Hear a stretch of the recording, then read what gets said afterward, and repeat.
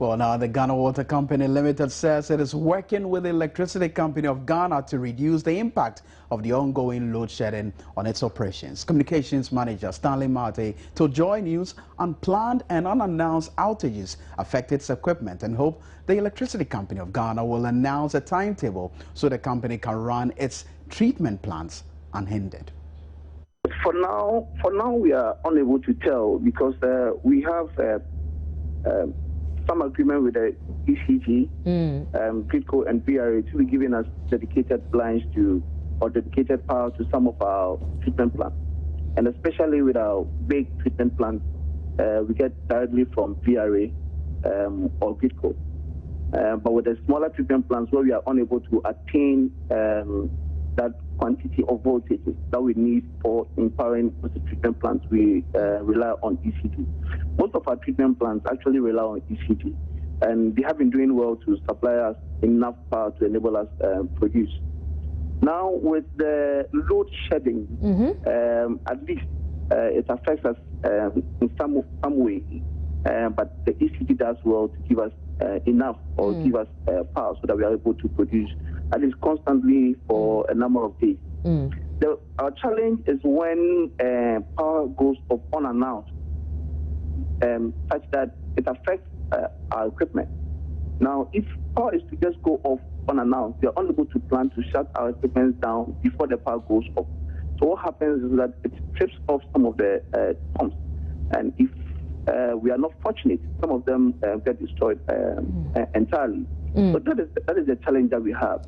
With the planned ones, at least it works for us. We are able to shut down. What we don't plan ones, it really affects us. Okay. Now with this new information that comes up, we are in touch with the ECG, and they will do all they can to support us so that we are able to produce constantly.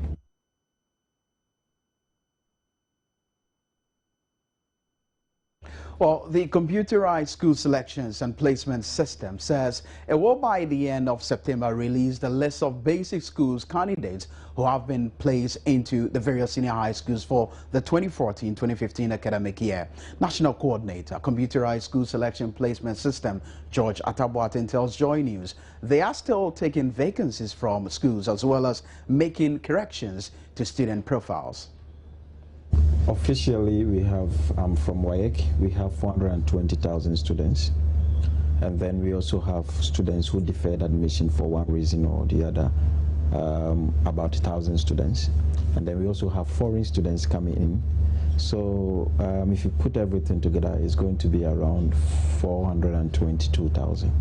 We're still taking in vacancies. And vacancies, come from all over, from public schools, private schools, vocational and technical schools. As it is now, virtually every day we take in vacancies, so I can't be exact on that, but we have around 405,000 spaces available for. So most of the students will go to school. The policy has been coded. So it's the computer that runs the system. It takes only 1 hour, believe me, to do the placement. We take vacancies before we do placement. Each and every head is required to submit his or her declared vacancies. You can take 50 for science, you can take 40 for business, you can take 20 for agric.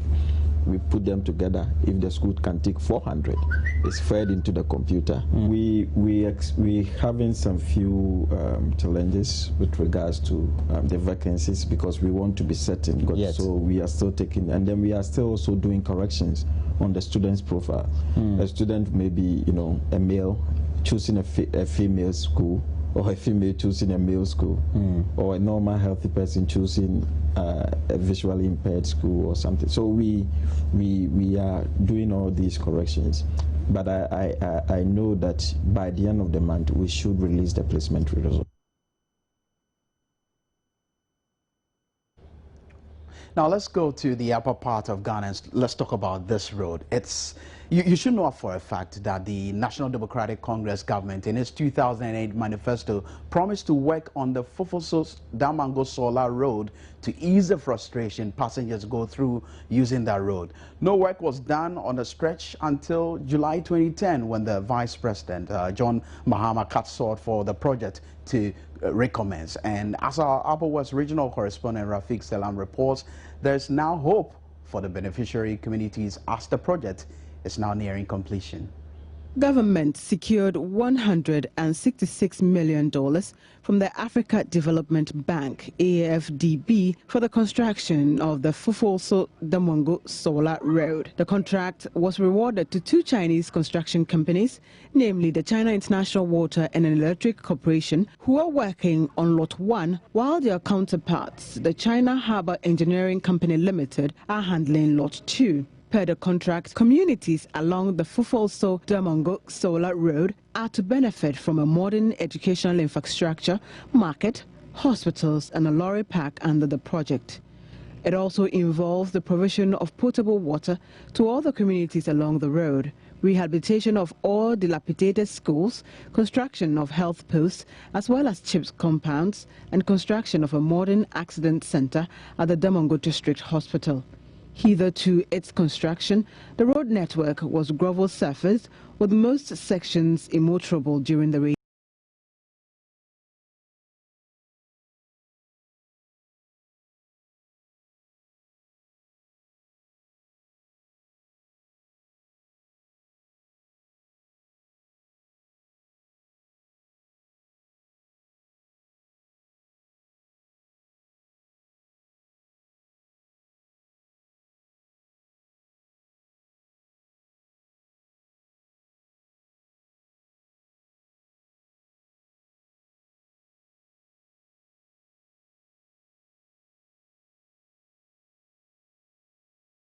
Project and commissioned some of the finished ones. They first went to the Nyenji Primary School, which was finished and waiting to be used. The assemblyman of Nyenji electoral area, Vudi Francis, thanked the government for the promise, as it has saved pupils from running home or standing under trees whenever it rained. The district chief executive and his team later visited schools and health facilities at Nyansoyere and Gentilpe before attending a grand derby organized at the primary school. Isaac Mumuni Dramani told the gathering of chiefs and people assembled that the projects were from the government of Ghana and from the Chinese government. The Sola Tuna Kalba District Director of Education, Frank Afalpui, advised the pupils to take their studies seriously. The DCE handed over the keys of the various facilities to the district directors of Education and Health. He later threw more light on the project in an exclusive interview with Joy News. It's of importance to the people of Sola District and Damongo District and even Bipe District. It's one of the best of its kind that we ever had in this area, especially in the northern region. It is not only road project, but the project has come with a number of facilities that has gone alongside with the road project. One, Sola is benefiting from road, market and a lorry park. At the same time, 5 bungalows for a doctor and a health staff. And at the same time, with water project, all in all these communities, Gentilpe, Sola, Nasoiri, and Nyange. But apart from this, under education, we have had a number of school facilities that has come to augment the efforts of the district assemblies. And in fact, Gentilpe, for instance, has benefited from 3 separate units of classroom blocks. Nyange, the same thing. Nasoiri, the same thing. And quite apart from these two, we've also been giving health centers in Gentilpe and Nasoiri at the same time. Rafiq Salam's report from WA. Now, metropolitan, municipal and district assemblies are demanding that government absorb allowances for members in order to reduce pressure on the common fund and other revenue sources. Assembly members argue such intervention will free already scanty funds for development projects and services to people in local communities. Our Ashanti Regional Correspondent Mahmoud Mohammed Nuruddin reports. Presently, assemblies have the discretion to decide allowances, even when it is clear most of them can barely afford them due to insufficient resources.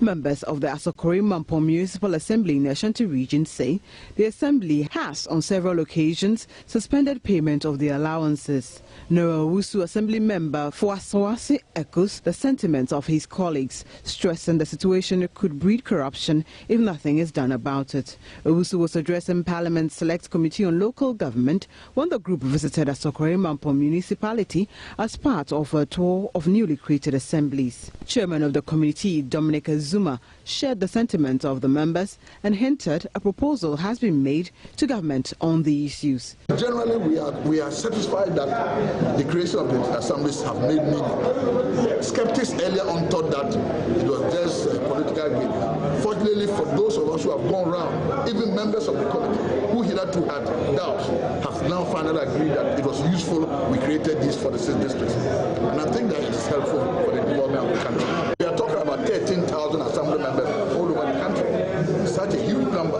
We first of all must engage the finance ministry to find out whether they are capable of raising such funding for them. And once the response will be positive, Parliament will be ready to amend that act and make it inclusive in the local government that allowances and emoluments of assembly members be borne by the central government to the consolidated fund. We are ready to endorse that. A report by Mahmoud Mohammed Nuruddin. Now check this. Ghanaians face a greater health risk if the continuous felling of trees is not curtailed. That is a warning from the Chief Executive of the Forestry Commission, Samuel Afari Date. He gave the warning at the launch of the Red Plus Red Show here in Accra.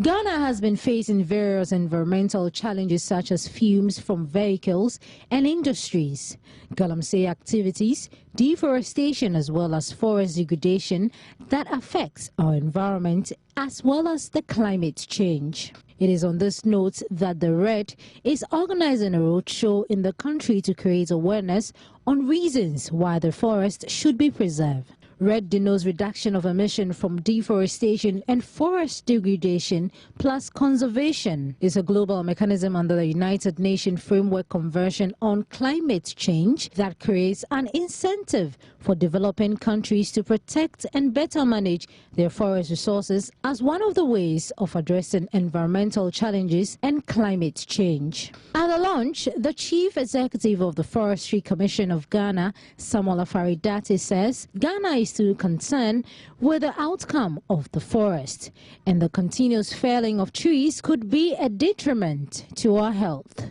It is scientifically proven that our health status levels depend and relate very much to the kind of forest cover that we have in this country. Ailments like bronchitis, asthma, and so on and so forth relate very much to how much forest you have and their carbon absorption capacity. He also stated that the campaign needs a collective effort from individuals and organizations to help in the sustainability of the forest. We cannot do it alone because the major stakeholder in the management and regulation of the forest and wildlife resources in this country is the owners of the forest themselves, and that is the landowners. We can't also do it alone without the active participation of other stakeholders, for instance, like the judicial service, law enforcement agencies, and most importantly, the media, in letting Ghanaians know the importance of the forest and wildlife resources of this country. The Red Roadshow campaign will tour areas like Damongo, Doman Hinkrom, Takwa, Howe, and Accra in the regions of Ghana. So we'll start with something on banking. Looks like the industry has recorded some marginal growth. Well, trends in total assets and branch expansion across the banking industry in Ghana have demonstrated that the industry continues to experience a steady growth in both nominal and real terms. According to figures from the Bank of Ghana, total assets increased by 39.7% to 44.2 billion Ghana cedis in July 2014, out of which advances constituted 45.8%. Credit to the private sector grew by 46.2% in July 2014 in nominal terms compared to 28.1% in the same period last year. Real credit growth, which was funded mainly by increased mobilization of deposits by the banking system, stood at 26.8% compared to 14.6% a year ago. The non-performing loans ratio adjusted for fully provisioned loans increased marginally from 5.3% in July 2013 to 5.4% in July 2014. The unadjusted non-performing loans ratio declined from 12.9% to 12.3% in the same comparative period. The capital adequacy ratio for the banking industry declined to 16.2% compared to 18.6% in the corresponding period last year, but remained well above the regulatory threshold of 10%.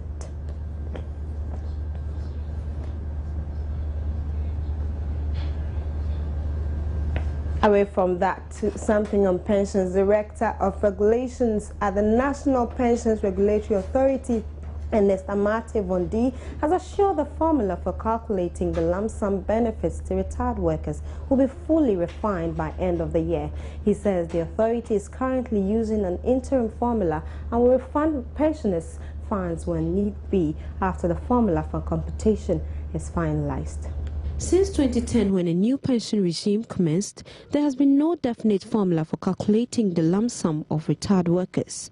Workers retiring under the New Pensions Act therefore face challenges of receiving their lump sum benefits. This situation has been condemned by many, including the Ghana Employers Association. Regulators of the sector, the National Pensions Regulatory Authority, has however assured the problem will be resolved by close of the year. In the interim, some computations are made.